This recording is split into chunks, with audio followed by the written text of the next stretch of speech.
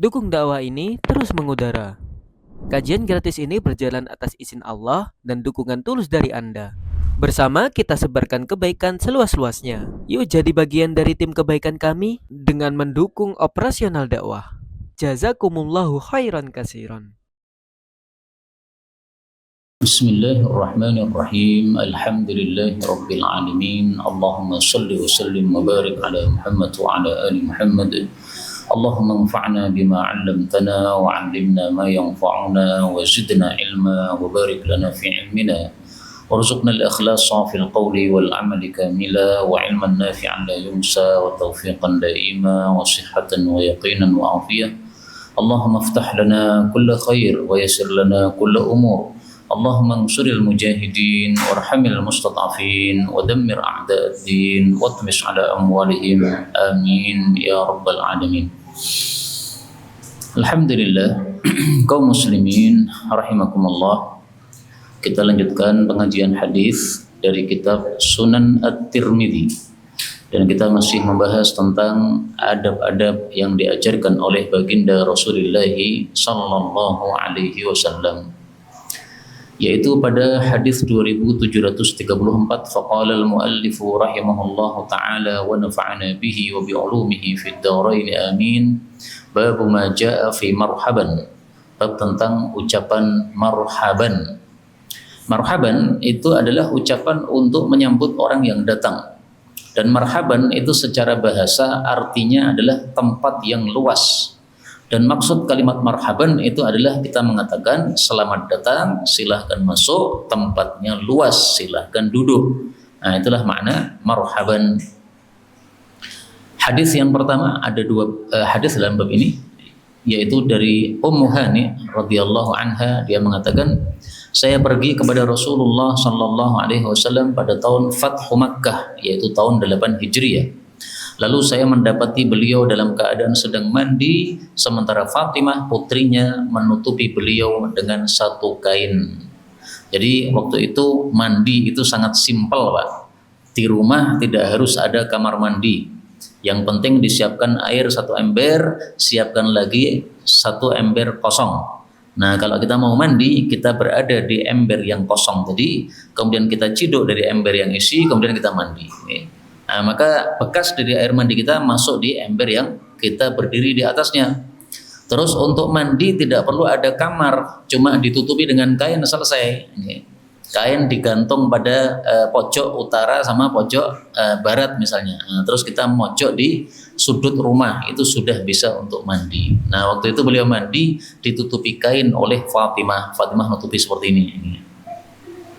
Qalat Ummu Hani mengatakan, fasallamtu, lalu saya mengucapkan salam, maka Nabi bertanya, man hadhihi, siapa ini? Maksudnya setelah dijawab salamnya, beliau kemudian apa? Bertanya. Atau salamnya dijawab dalam hati, karena ini adalah pada saat sedang mandi. Bisa jadi ini menjawabnya setelah mandi selesai, bisa jadi ini jawabnya pada saat mandi. Kalau menjawabnya pada saat mandi berarti salamnya tidak diucapkan. Tapi kalau menjawabnya ini setelah mandi, maka berarti setelah menjawab salam, kemudian Nabi bertanya, ini siapa yang datang? Qultu, saya mengatakan, ana Ummu Hani, saya adalah Ummu Hani, ini sepupunya Nabi sallallahu alaihi wasallam. Faqala, maka beliau bersabda, marhaban bi Ummi Hani, selamat datang Ummu Hani.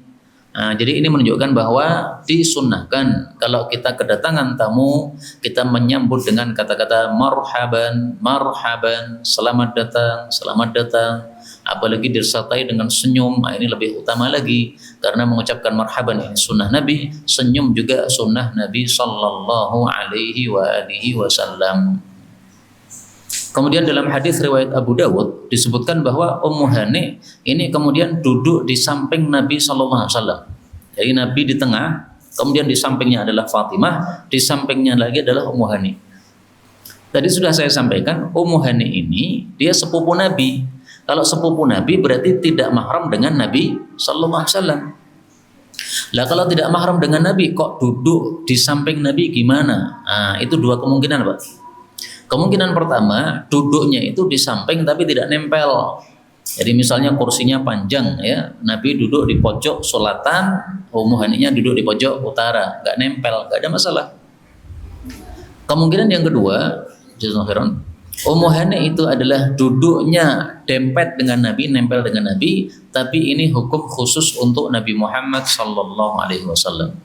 Para ulama mengatakan termasuk kekhususan bagi Nabi boleh bersentuhan dengan wanita yang tidak mahram. Ini khusus Nabi, tidak boleh kita tiru. Saya punya sepupu, anaknya Bude, anaknya Pak D, saya dempet-dempet sahabat di samping dia, cewek, haram. Kalau mau halal nikahi dulu, nih, lamar kepada Pak D, nah, baru setelah jadi istri saya boleh nempel-nempel. Nih. Tapi selama belum jadi istri maka tidak boleh sepupu itu bersentuhan dengan sepupunya. Kalau bersentuhan maka berdosa. Berikutnya 35 dari Ikrimah bin Abi Jahl radhiyallahu anhu. Jadi Ikrimah ini putranya Abu Jahal, tapi Abu Jahal yang tokoh kafir, ternyata anaknya si Ikrimah ini malah jadi sahabat Nabi, Pak. Ikrimah ini dulunya seorang kafir sebagaimana bapaknya Abu Jahal. Tapi kemudian ketika Fathu Makkah, Ikrimah ini tobat, kemudian dia masuk Islam, diterima oleh Nabi sallallahu alaihi wasallam. Nah, Ikrimah mengatakan qala Rasulullah sallallahu alaihi wasallam, Rasulullah bersabda, yauma ji'tuh, pada hari aku datang kepada Nabi, marhaban, selamat datang wahai Ikrimah, firraqibil muhajir, seorang pengendara yang hijrah. Kenapa dipanggil oleh Nabi pengendara yang hijrah? Jadi ceritanya Rasulullah itu ketika datang ke Mekah untuk menaklukkan kota Mekah, beliau membuat list 9 nama orang yang harus dibunuh. Ini 9 orang ditemukan dimanapun penggal lehernya. Nah, salah satu dari 9 ini siapa? Ikrimah. Ikrimah itu siapa? Sepupunya Nabi. Nah, sepupu kok dibunuh gimana? Kafir. Dan dia sangat kurang ajar kepada Nabi SAW, kepada umat Islam. Tapi ketika Fathu Makkah terjadi, Ikrimah kemudian lari keluar Makkah, menyelamatkan diri. Hampir sampai Yaman, dikejar oleh istrinya. Wahai suamiku, kamu tobat saja, minta maaf kepada Nabi Muhammad SAW. Kalau kamu minta maaf pasti dimaafkan, karena Muhammad itu orangnya sangat lembut sekali. Saya sudah dimaafkan juga oleh beliau. Mari pulang saja. Nah, dibujuk oleh istrinya, akhirnya dia mau, Pak. Dirayu oleh istrinya, akhirnya dia kembali ke Mekah. Nah, begitu sampai kepada Nabi, disambut marhaban, selamat datang birraqib, orang yang berkendara. Nah, karena dari Yaman balik ke Mekah berkendara, al-muhajir, yang dia telah berhijrah. Nah, berhijrah di sini maksudnya berhijrah dari kafir menuju kepada Islam. Dan ini hadis kata Imam Tirmidzi sanadnya dhaif karena ada rawi bernama Musa bin Mas'ud, seorang perawi yang dhaif. Tetapi hadis ini sendiri disahihkan oleh Al-Albani, mungkin karena dikuatkan oleh jalur-jalur yang lain yang semakna dengannya. Adapun Imam Tirmidzi mengatakan bahwa hadis ini yang benar adalah mursal. Mursal itu sanadnya putus. Nah, kalau sanadnya putus berarti hadisnya dhaif. Sampai di sini sudah selesai bab atau kitab yang kita pelajari tentang minta izin dan adab-adab. Sekarang kita masuk kitab baru, kitab 41, Abwabul Adabi an Rasulillah sallallahu alaihi wasallam. Bab-bab tentang adab yang diajarkan dari Rasul sallallahu alaihi wasallam. Jadi kalau bab sebelumnya bab tentang minta izin dan adab. Nah, kalau di sini bab tentang adab. Jadi sebenarnya mirip, Pak, antara bab ini dengan bab sebelumnya. Berikutnya babu ma jaa fi, bab tentang tashmitil atis, mendoakan orang yang bersin. Kaum muslimin rahimakumullah, orang bersin itu ada 2 kemungkinan. Kemungkinan pertama, dia mengucapkan alhamdulillah. Maka orang yang mengucapkan alhamdulillah ketika bersin ini berhak untuk didoakan. Kemungkinan yang kedua, orang yang bersin ini diam saja tidak mengucapkan alhamdulillah. Maka orang seperti ini tidak berhak untuk didoakan. Nah, bab ini mengatakan bab tentang mendoakan orang bersin, yaitu orang bersin yang mengucapkan alhamdulillah. Dan ucapan alhamdulillah ketika bersin itu nanti ada 3 macam, akan kita baca insya Allah pada bab berikutnya. Nah, adapun doanya kepada orang yang mengucapkan alhamdulillah, yaitu kita mengucapkan yarhamukallah, semoga Allah merahmati Anda. Itu kalau dia muslim, Pak. Tapi kalau ada tetangga kita kafir atau kerabat kita kafir, kemudian bersin mengucapkan alhamdulillah, jangan didoakan yarhamukallah. Karena orang kafir tidak berhak mendapatkan rahmat Allah. Jadi doanya apa? Yahdikumullah, semoga Allah ngasih hidayah kepada Anda. Termasuk misalnya kalau tetangga kita sakit, satu RT, dan dia kafir, maka kita jenguk, nggak ada masalah, ya, kerukunan bertetangga, tapi jangan didoakan rahmat, jangan didoakan ampunan, tapi doakanlah hidayah. Semoga Anda lekas sembuh dan diberi hidayah oleh Allah. Kalau pakai bahasa Arab ya berarti syafaqallah wa yahdikallah. Sekarang kita baca hadisnya. Dari Ali radhiyallahu anhu, Rasul sallallahu alaihi wasallam bersabda, lil muslim, haknya orang muslim, alal muslim, atas kewajiban muslim yang lain, sittun, ada 6, bil ma'rufi, dengan baik.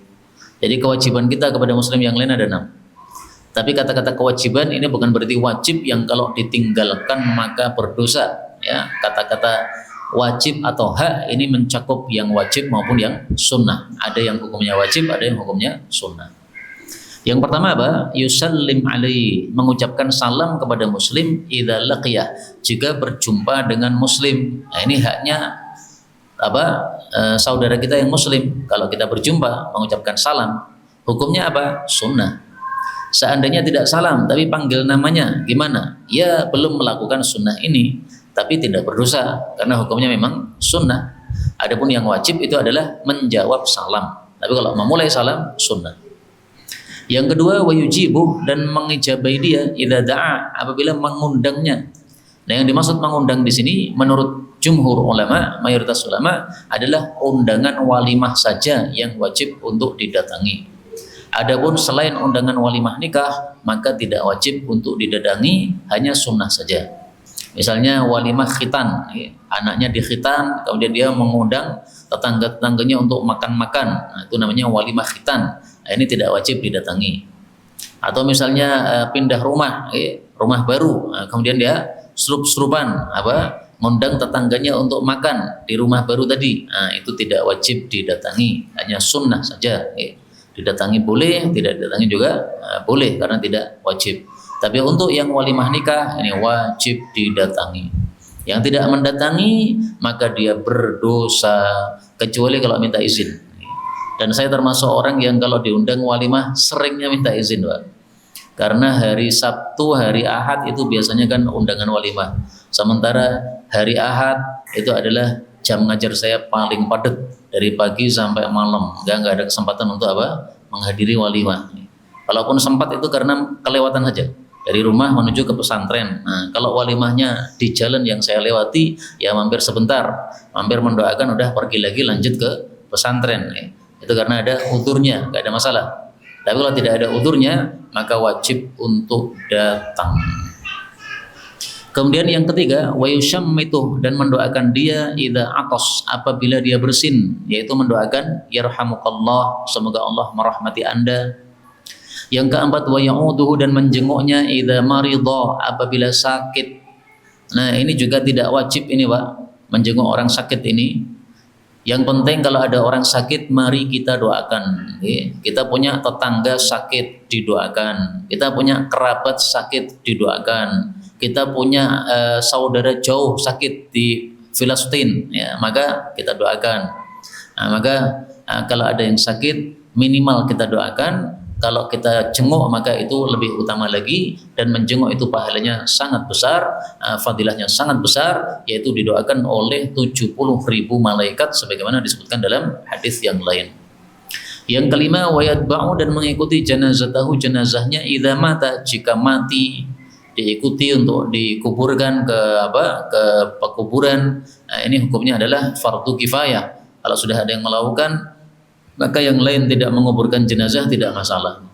Yang keenam, wa yuhibbu lahu, dan mencintai untuk sesama muslim ma yuhibbu li nafsih, apa yang dia sukai untuk dirinya sendiri, yaitu minal khairi, dari kebaikan-kebaikan yang ada. Misalnya kita senang kalau kita itu mendapatkan nikmat, maka hendaklah kita ini juga senang kalau saudara kita sesama muslim mendapatkan kenikmatan. Kita tidak senang kalau kita itu mendapatkan musibah, maka kalau saudara kita mendapatkan musibah, ya kita bantu supaya musibahnya menjadi ringan. Nah, itu adalah mencintai untuk saudara sesama muslim sesuatu yang kita cintai untuk diri kita sendiri. Karena itu jangan lupa setiap malam tetap kita mendoakan saudara-saudara kita di Filistin, karena mereka adalah saudara-saudara kita sesama muslim. Mereka mengalami kesusahan, makannya susah, kemudian tempat tidurnya susah, ya, karena apa? Rumahnya sudah pada hancur. Hendaklah kita merasakan apa yang mereka rasakan, karena mereka adalah saudara kita. Kalau kita tidak merasakan apa yang mereka rasakan, alias tidak mau tahu, tidak mau mendoakan sama sekali, jadinya bagaimana? Jadinya berarti iman kita belum sempurna. Karena Rasulullah mengatakan, la yu'min, tidaklah sempurna iman. Bahkan Nabi mengucapkannya dengan sumpah, walladzi nafsi biyadi, demi Allah, la yu'min, tidak beriman sempurna, abdun, seorang hamba, sampai dia itu mencintai untuk saudaranya seperti apa yang dia cintai untuk dirinya sendiri dari kebaikan-kebaikan yang ada. Nah, maka sebagaimana kita tidak suka mendapatkan kesusahan hidup, hendaklah kita juga tidak suka kalau saudara-saudara kita di Filistin mengalami kesusahan hidup. Nah, maka minimal didoakan ya. Setiap malam atau setiap salat atau setiap habis salat, nah, kita doakan kepada mereka-mereka saudara-saudara kita. Hadis ini derajatnya hasan kata kata Imam Tirmidzi,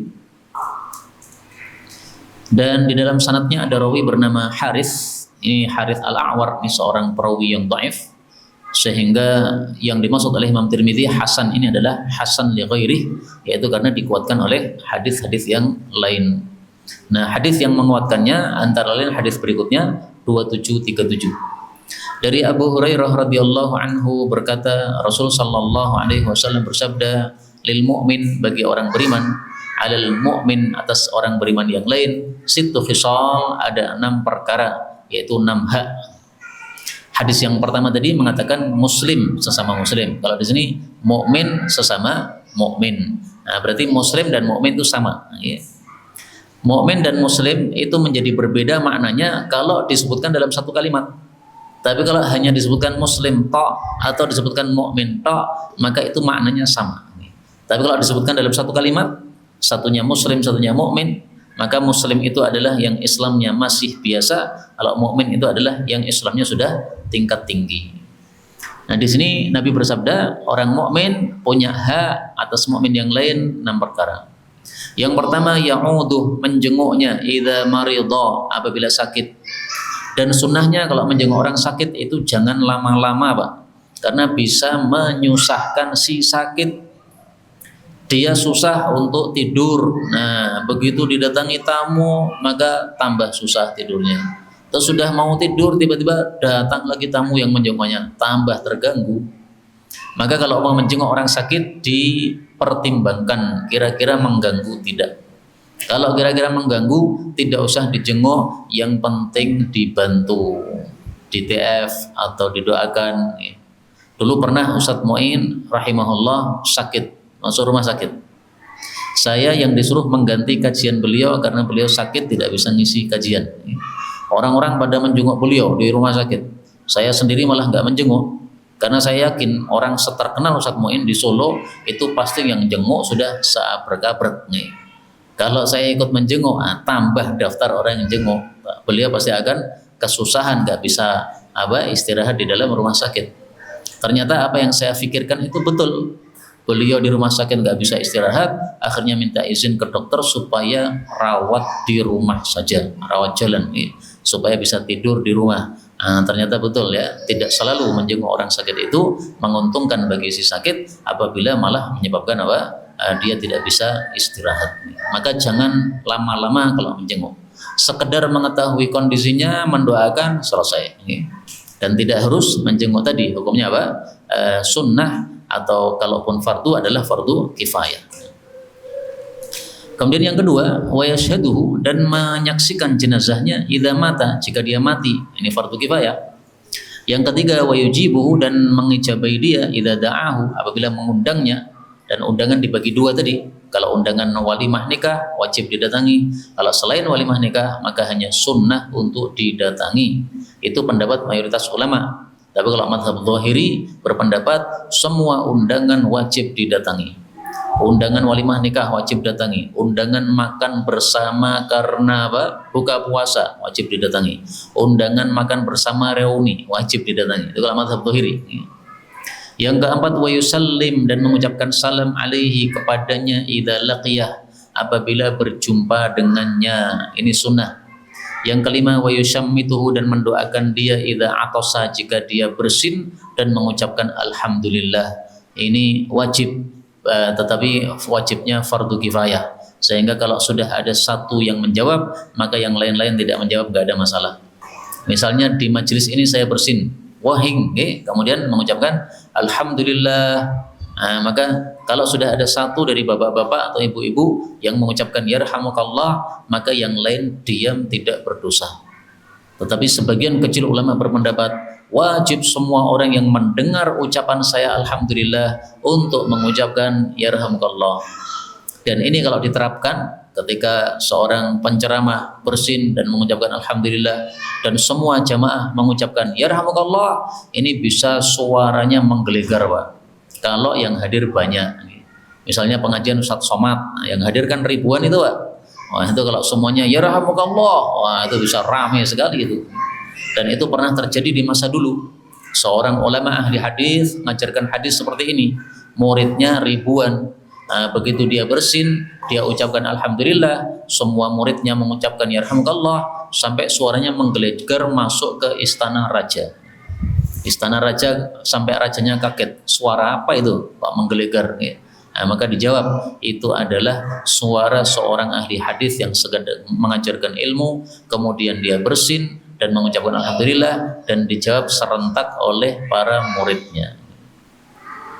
Kemudian yang keenam, wa yansahu lahu, dan berbuat nasihat untuk sesama muslim idza ghaba, baik ketika muslim itu gaib, au syahida, atau ketika dia itu hadir. Yang dimaksud nasihat itu adalah iradatu khairin li ghairin, menghendaki kebaikan untuk orang lain. Jadi kita harus berkehendak baik kepada orang lain, tidak boleh berkehendak buruk kepada orang lain. Menggembosi motornya supaya nggak bisa pulang, itu berkehendak buruk, menyembunyikan sandalnya sehingga ketika pulang dari masjid dia bingung. Kita ketawa-ketawa melihat orang bingung, nggak boleh. Berkehendak baik, berbuat baik. Ada orang punya utang, berkehendak baiknya bagaimana? Lunasi utangnya kalau kita bisa melunasinya. Ada orang kelaparan, berkehendak baiknya bagaimana? Kasih makan supaya laparnya hilang. Ada orang nggak bisa tidur, bagaimana supaya dia bisa tidur? Kita bantu apa supaya dia bisa tidur? Itu adalah berbuat nasihat. Jadi kata-kata nasihat itu dalam bahasa Arab berbeda dengan kata-kata nasihat dalam bahasa Indonesia. Kalau bahasa Indonesia nasihat itu petuah, tapi kalau dalam bahasa Arab nasihat itu kehendak baik kepada orang lain. Berikutnya, babu ma yaqulul atis, apa yang diucapkan oleh orang bersin idza atas, apabila dia bersin. Berikutnya 738 dari Nafi, bahwasanya ada seorang laki-laki bersin di samping Ibnu Umar. Maka si orang ini mengatakan alhamdulillah wassalamu ala rasulillah, mengucapkan dua, Pak, tahmid sama salam kepada Nabi. Ini wiridnya salah, Nabi nggak pernah ngajarkan seperti itu.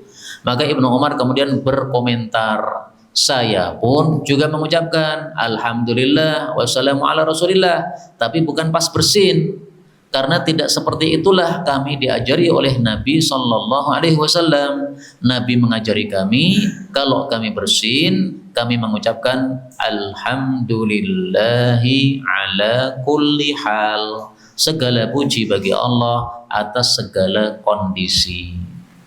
Kaum muslimin rahimani wa rahimakumullah, kalau kita kumpulkan hadis-hadis tentang bersin, maka kita dapatkan ada 3 bacaan yang bisa kita baca pada saat kita bersin. Pilih salah satu, jangan digabungkan. Silahkan mengucapkan alhamdulillah, ada hadisnya sahih. Silahkan mengucapkan alhamdulillahi rabbil alamin, hadisnya sahih. Silahkan mengucapkan alhamdulillah ala kulli hal, ini hadisnya juga sahih. Memang kata Imam Tirmidzi hadis ini gharib ya, tapi kata Syekh Albani hadis ini sahih. Ada rawi bernama Ziyad bin Rabi, tapi nggak ada masalah karena hadisnya sahih menurut Syekh Al-Albani rahimahullahu taala. Supaya ilmu kita tidak lenyap, bagaimana? Tiga-tiganya silahkan diamalkan semuanya. Bersin pertama alhamdulillah, bersin kedua alhamdulillahirabbil alamin, bersin ketiga alhamdulillah ala kulli hal. Supaya apa? Ilmunya teringat. Karena kalau hanya mengamalkan satu, biasanya yang lainnya sudah tidak teringat lagi. Dari hadis ini kita ambil pelajaran bahwa amalan-amalan kita hendaklah sesuai ajaran Nabi Sallallahu Alaihi Wasallam. Ucapan alhamdulillah wassalamu ala rasulillah kan baik, Pak. Tahmid itu dapat pahala, salam kepada Nabi dapat pahala. Tapi kalau diletakkan ketika bersin, nah itu nggak baik. Nggak baiknya kenapa? Karena Nabi tidak pernah mengajarkan. Jadi kita mengucapkan sesuatu atau melakukan sesuatu itu sesuaikan dengan ajaran Nabi. Bagaimana Nabi mengajarkan. Contoh lagi. Ini ada kopi. Bagaimana sunnahnya minum kopi? Sunnahnya mengucapkan Bismillah. Bismillah saja, Pak. Tidak pakai Ar-Rahmanir-Rahim. Kalau saya minum Bismillahirrahmanirrahim dan saya ketemu dengan Ibnu Umar yang meriwayatkan hadis ini, beliau pasti akan mengatakan laisa hakadza 'allamana Rasulullah. Hei Abu Zaidan, kamu minum membaca Bismillahirrahmanirrahim. Tidak seperti itu Nabi mengajari kami. Kami para sahabat diajari kalau minum bacalah Bismillah. Nah, jadi semuanya disesuaikan ajaran Nabi, Pak. Baca Quran Bismillahirrahmanirrahim, minum Bismillah, mengumpuli istri Bismillah, apalagi masuk masjid Bismillah. Jadi tidak semuanya ditambahi Ar-Rahmanirrahim. Loh kan Ar-Rahmanirrahim itu kan sifat Allah, berarti baik dong. Betul, itu sifat Allah, betul itu baik. Tapi kalau tempatnya tidak pas, jadi kurang baik. Allahu Akbar, bagaimana kalau ditambahi kabiro? Baik. Allahu Akbar, Allah Maha Besar, kabiro sebesar-besarnya. Nah, berarti baik. Tapi kalau azan ditambahi Allahu Akbar kabiro, jadi nggak baik. Kenapa? Karena bukan tempatnya. Jadi silahkan baca Allahu Akbar kabiro, tapi sesuaikan tempatnya. Ini kaidah yang sangat bagus sekali dalam kita beramal supaya amal kita diterima oleh Allah Subhanahu wa taala, sesuaikan ajaran Nabi. Nah, supaya kita sesuai dengan ajaran Nabi, bagaimana caranya? Pelajari Quran dan Sunnah. Sehingga kewajiban orang hidup simpel, pelajari Quran, Sunnah, selesai. Kalau kita pelajari Quran dan Sunnah, pasti kita paham bagaimana kita harus berbuat, baik itu dalam bab agama maupun dalam bab dunia. Berikutnya, bab maja'a, bab tentang kaifa yusyammatul atis, bagaimana orang bersin itu dijawab atau didoakan kalau dia mengucapkan alhamdulillah. 739 dari Abu Musa radhiyallahu anhu berkata, adalah orang-orang Yahudi, mereka pura-pura bersin di hadapan Nabi sallallahu alaihi wasallam. Mereka berharap untuk didoakan oleh Nabi, yarhamukumullah, semoga Allah rahmati kalian. Ternyata Nabi paham, Pak. Oh, kalian tuh pengen doa rahmat. Beliau malah mengucapkan yahdikumullahu wa yuslihu balakum, semoga Allah memberikan hidayah kepada kalian dan memperbaiki kondisi kalian. Nah, dari sini kita ambil dua pelajaran. Pelajaran pertama, jangan mendoakan rahmat kepada orang kafir, karena orang kafir dengan sebab kafirnya tidak berhak dapat rahmat Allah. Allah Maha Rahmat, semua hambanya dikasih rahmat, tapi itu hanya di dunia, Pak. Orang kafir dikasih sehat, dikasih makan, dikasih minum, dikasih nafas, itu karena rahmat Allah, tapi di dunia. Nah, di akhirat Allah sudah tidak kasih lagi rahmat kepada orang-orang kafir. Dan Allah ngasih rahmat kepada orang-orang kafir itu hanya bab dunia, bab agama nggak dikasih. Maka orang kafir tidak dikasih rahmat oleh Allah sehingga dapat taufik untuk sholat jamaah, nggak pernah. Karena tidak dapat rahmat dari sisi agama. Kemudian pelajaran yang kedua dari hadis ini adalah inilah cara kita mendoakan orang kafir. Jadi orang kafir itu masih berhak mendapatkan doa dari orang muslim, Pak. Tapi doanya nih, mudah-mudahan kamu dikasih hidayah oleh Allah, mudah-mudahan kamu diperbaiki kondisimu oleh Allah. Dari kafir berpindah menjadi muslim. Nah, ini berarti kondisinya berubah menjadi baik. Nah, maka mendoakan orang kafir tidak usah bingung. Ada ajarannya dari Nabi SAW.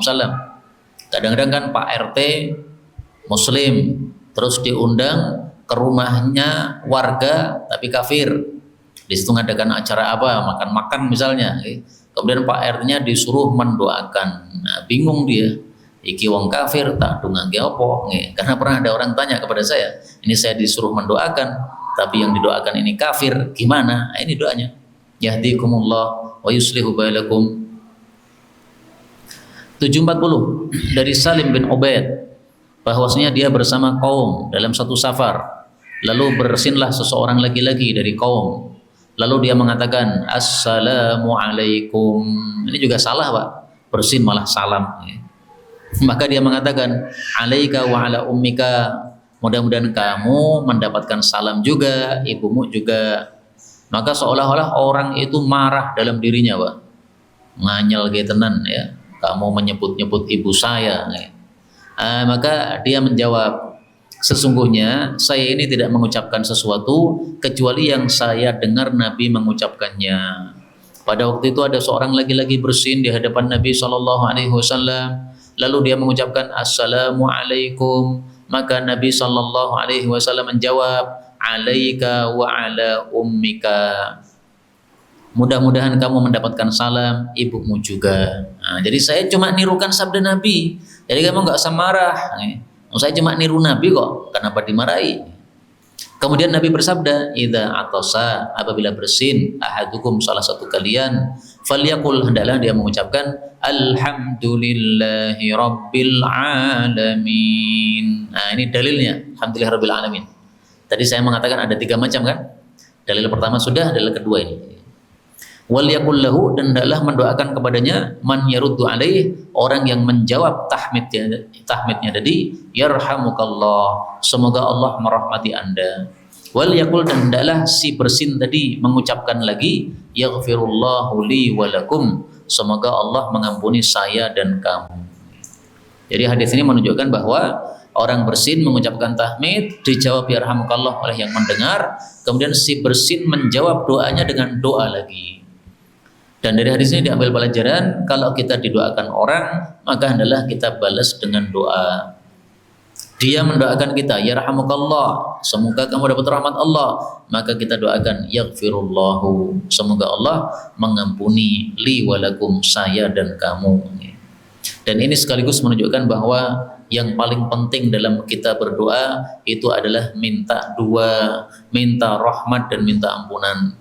Dan sudah sering saya sampaikan bahwa kenapa ini rahmat dan ampunan paling penting, karena di akhirat kelak cuma ada 2. Ada surga di kanan, ada neraka di kiri. Supaya masuk surga perlu rahmat Allah, supaya selamat dari neraka perlu ampunan dari Allah. Karena semua kita punya dosa. Kalau tidak diampuni pasti masuk neraka.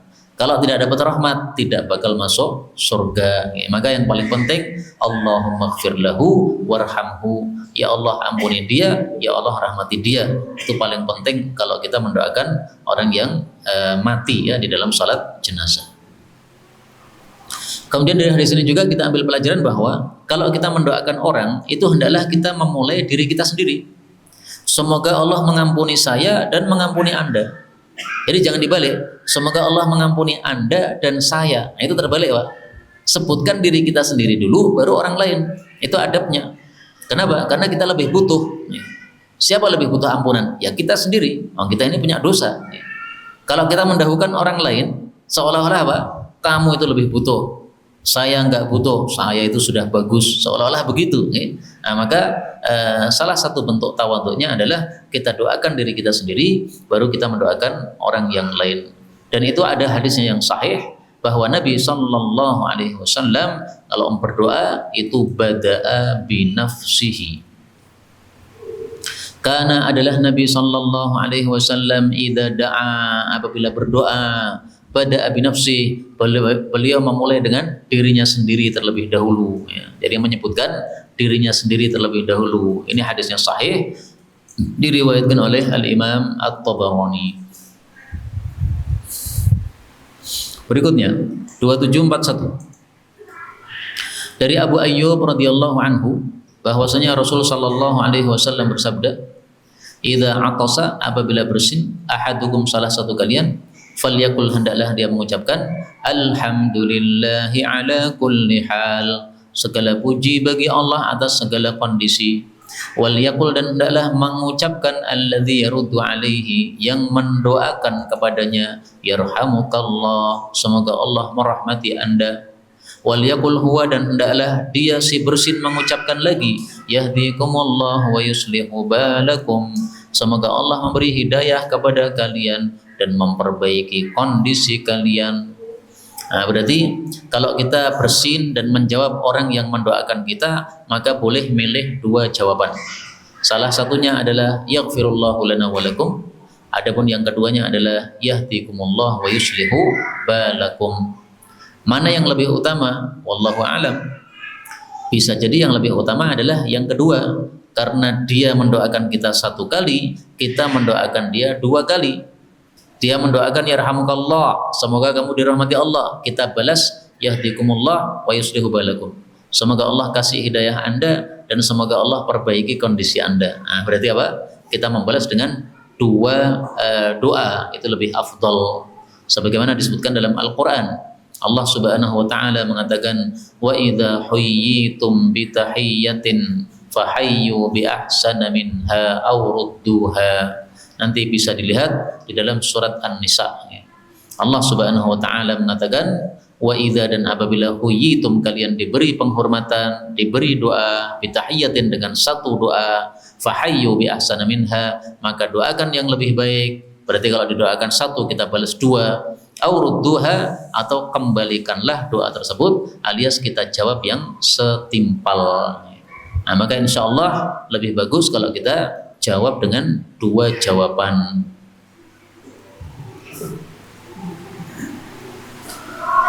Berikutnya, babu ma jaa fi, bab tentang ijabi, diwajibkannya at-tashmiti, mendoakan, bihamdil atis, dengan sebab bersinnya tahmidnya orang yang memuji, yang apa? Yang bersin. Jadi kalau ada orang bersin kemudian dia mengucapkan alhamdulillah. Nah, hukumnya kita mendoakan yarhamukallah itu kata Imam Tirmidzi wajib. Wajib berarti gimana? Kalau kita tidak mendoakan, berdosa. Karena wajib, Pak. 2742 dari Anas bin Malik bahwasanya ada dua orang bersin di hadapan Nabi sallallahu alaihi wasallam. Lalu beliau mendoakan salah satu dari keduanya, tetapi tidak mendoakan yang lainnya. Maka orang yang tidak didoakan oleh Nabi sallallahu alaihi wasallam bertanya, "Ya Rasulullah, syammatta hada, kenapa Anda itu mendoakan orang ini, walam tusyammitni, sementara Anda tidak mendoakan saya? Kok seperti pilih kasih? Gimana ini? Ini salah saya apa?" Maka Rasulullah sallallahu alaihi wasallam bersabda, "Innahu, sesungguhnya orang itu hamidallah, memuji Allah. Wa innaka, sementara engkau lam tahmadillah, engkau tidak memuji Allah." Nah, maka karena dia memuji Allah, saya balas atau saya doakan yarhamukallah. Nah, ini diambil dalil oleh Imam Tirmidzi, berarti hukumnya apa? Wajib. Karena Nabi itu tidak biasa melakukan atau tidak pernah melakukan pilih kasih, nggak pernah, Pak. Nabi itu orangnya sangat adil sekali kepada para sahabatnya. Nah, ketika di sini beliau seperti pilih kasih, satunya didoakan, satunya tidak didoakan, menunjukkan bahwasanya mendoakan orang bersin yang mengucapkan tahmid hukumnya adalah wajib. Seandainya tidak wajib, mungkin Nabi juga tidak mendoakan, Pak. Gen podo, gitu. Nah, tapi karena apa? Satunya tahmid, satunya tidak, maka yang tahmid didoakan oleh Nabi sallallahu alaihi wa alihi wasallam. Kemudian kadang-kadang orang itu bersinnya berkali-kali, Pak. Nah, sunnahnya mendoakan ini sampai berapa kali? Dibahas oleh Imam Tirmidzi, babu majaa, bab tentang kam, berapa kali yusyammatul atis, orang bersin didoakan. 743 dari Iyas bin Salamah, dari bapaknya yaitu Salamah bin Aqwa. Dia mengatakan, telah bersin seorang laki-laki di hadapan Rasul sallallahu alaihi wasallam. Waktu itu saya hadir di situ. Lalu Rasulullah mengatakan, yarhamukallah, semoga Allah rahmati Anda. Kemudian dia bersin lagi yang kedua, maka Rasul sallallahu alaihi wasallam bersabda, hadza rajulun mazkumun. Ini adalah orang yang sedang pilek, orang yang sedang flu. Dalam riwayat yang lain, fi tsalitsah, Nabi mengucapkannya yang ketiga, anta mazkum, Anda itu sedang flu, dan ini adalah yang lebih sahih. Jadi ada dua riwayat. Ada riwayat pertama mengatakan, yang kedua sudah diomongi Anda flu, yang riwayat yang kedua mengatakan yang ketiga baru diomongi flu. Jadi bersin pertama, alhamdulillah, yarhamukallah. Bersin yang kedua, alhamdulillah, yarhamukallah. Bersin yang ketiga, alhamdulillah, bukan yarhamukallah lagi, tapi kita katakan Anda sedang flu. Nah, maka yarhamukallahnya cukup 2 kali saja. Yang ketiga sudah dijawab dengan Anda sedang flu. Dan kata-kata Anda sedang flu ini menunjukkan 2 hal. Yang pertama, bahwasanya seolah-olah Nabi mengingatkan dia, Anda sedang flu, maka silahkan berobat, karena berobat ini termasuk sunnah Nabi SAW. Yang kedua, seolah-olah beliau mengatakan, Anda sedang flu, hati-hati, jangan sampai ganggu atau menularkan kepada orang lain. Nah, maka kalau bersin disunnahkan untuk ditutupi begini, supaya bersinnya atau kalau dia mengeluarkan bakterinya itu tidak keluar kemana-mana. Nah, itu nanti akan dibahas oleh Imam Tirmidzi pada bab berikutnya insyaallah taala. Ini yang dapat kita baca, betul dari Allah. Kalaupun ada salahnya, fa astaghfirullahal azim li wa lakum walhamdulillahi rabbil alamin.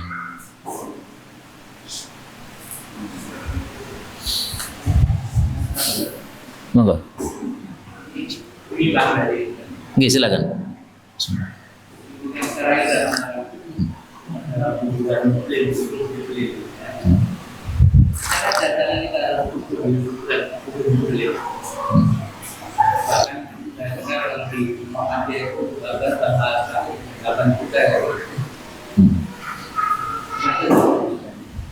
Tentang kuburan muslim ya, hukumnya.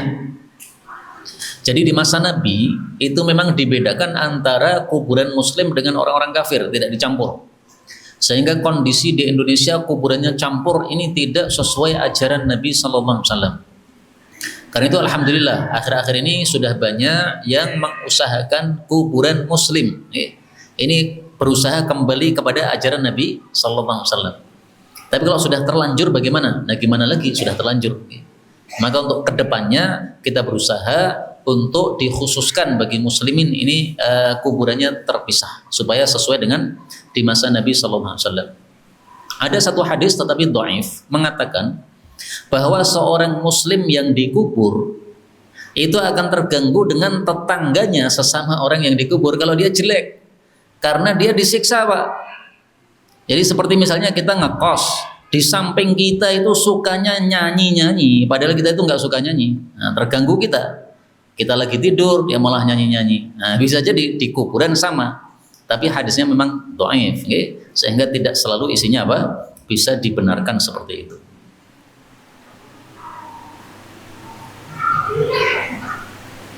Ada lagi mungkin?